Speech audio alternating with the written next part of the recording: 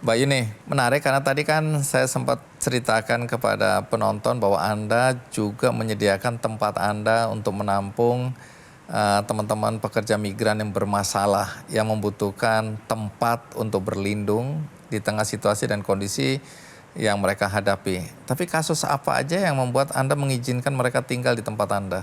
Siapapun boleh tinggal di tempat saya tanpa saya harus mengatakan ini tidak boleh, ini boleh. Tapi bagi mereka yang punya uang, jangan dong tinggal sama saya. Kan saya nggak ada subsidi dari siapapun.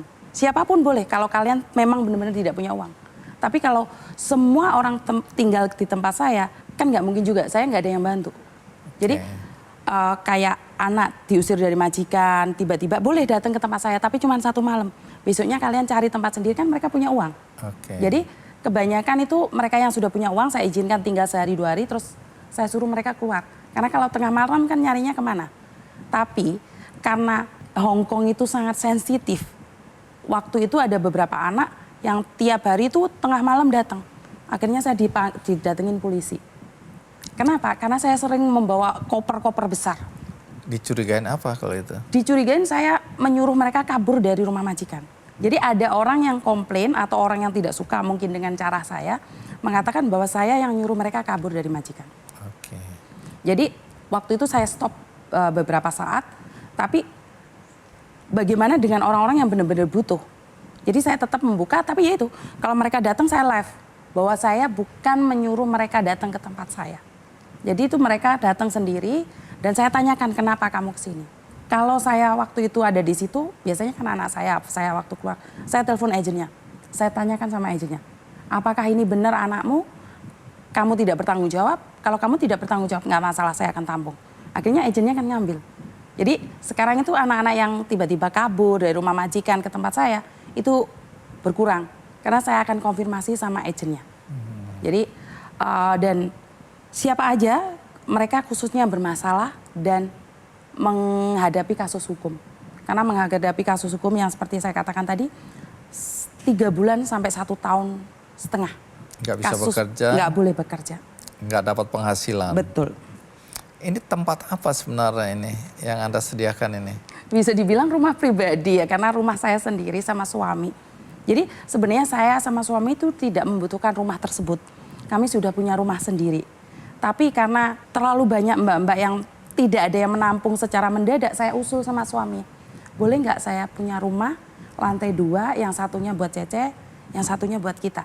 Karena saya nggak mungkin punya shelter yang saya pasrahkan ke mereka semua. Jadi saya tinggal di situ.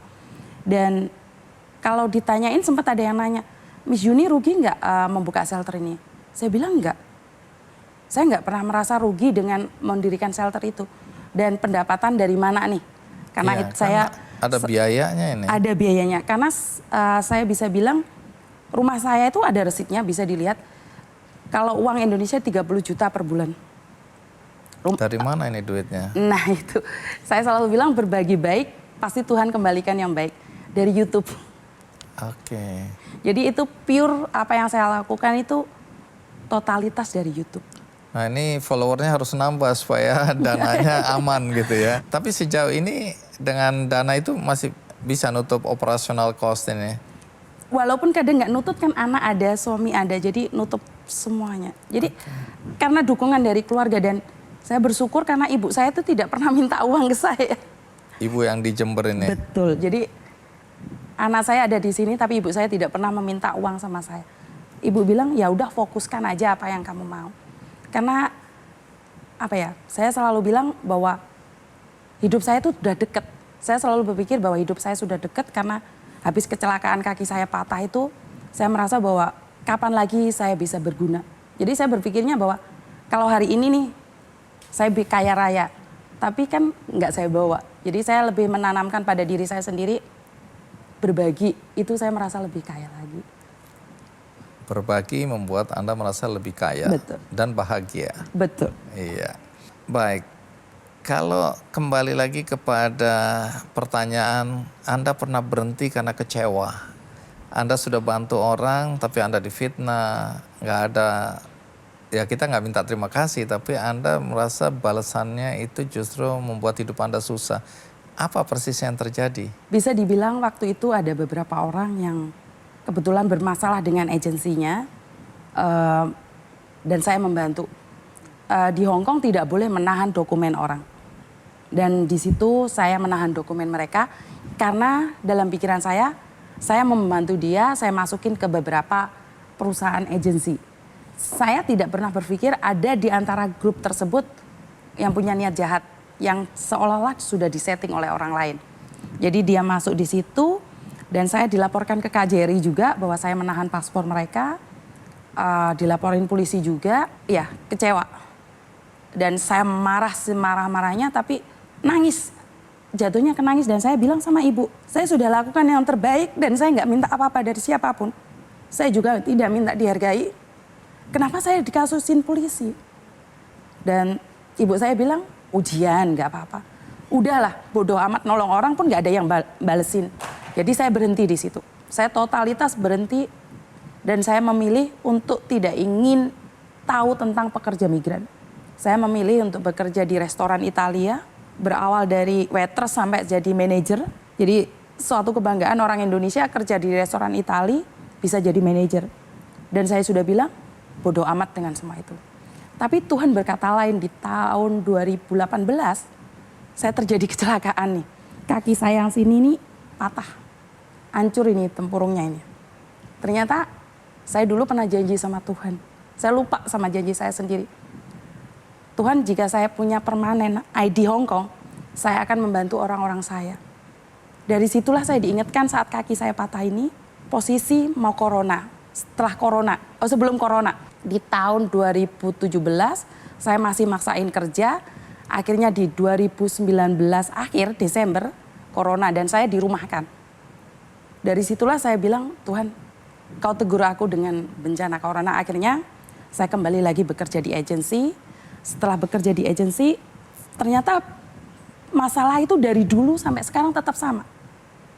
Tentang moral kita. Tentang orang-orang yang memanfaatkan orang kita. Bahkan merasa benci dengan negeri sendiri. Karena kenapa tidak ada yang peduli sama kami. Dari situlah saya bilang pada diri saya sendiri, saya harus membantu mereka. Sampai ada yang sakit, pakai uang saya pribadi. Saya tidak pernah menyalahkan pemerintah atau siapapun. Saya sangat kecewa dengan keadaan. Saya pernah telepon ke sana ke sini, tidak ada yang peduli. Saya minta bantuan, bahkan sampai seolah-olah saya mengemis. Ini saya ada masalah, kenapa pemerintah tidak pernah hadir? Dan ya pastinya kecewa dong. Saya ngelihat orang sakit, katanya pemerintah hadir, tapi tidak pernah. Sampai dia pulang ke NTT, saya tanyakan, ada nggak pemerintah hadir? Tidak. Dari situlah masalah terjadi dan saya selalu mengkritik pemerintah dan BP2MI hadir. Mereka menjelaskan, akhirnya saya mendapatkan solusi dari semua masalah itu, saya bisa membagi-bagikan. Dan Bea Cukai juga hadir, BPJS juga hadir, dan semua instansi hadir di situ. Makanya saya bilang, akhirnya Tuhan menjawab doa saya. Tapi beberapa tim saya mengatakan, Miss Yuni, tahu nggak? Dengan cara kamu mencari pemerintah, viewermu akan jatuh. Dan itu benar, viewer saya jatuh. Pendapatan saya jatuh. Tapi saya tidak merasa miskin dengan kejatuhan itu. Kenapa? Karena saya sudah mendapatkan solusi. Ini BP2M, ini hadir nih. BP2M itu Badan Perlindungan Pekerja Migran Indonesia. Jadi mereka hadir dan saya ngelihat sendiri kenapa kemarin saya datang.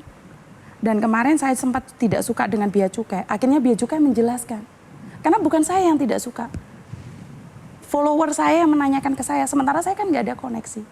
Dan mereka selalu berdoa buat saya agar saya diundang oleh Ki Candy. Dan doa itu didengar. Oh, sampai begitu ya? Betul. Jadi saya selalu berpegang prinsip doa satu orang mungkin tidak didengar oleh Tuhan. Tapi 1000 follower saya berdoa, akhirnya Ki Candy berbuka hati untuk mengundang saya di sini. Oke, terima kasih followers ya. Kasus apa aja yang dihadapi oleh pekerja migran? PSK tersebut menjadi bandar narkoba, apakah ada? Ada. Orang-orang kita juga dan judi online itu juga terjadi. Jadi polisi Hong Kong yang memberikan data itu pada saya. Jelajahi cara baru mendapatkan informasi. Download Metro TV Extend sekarang.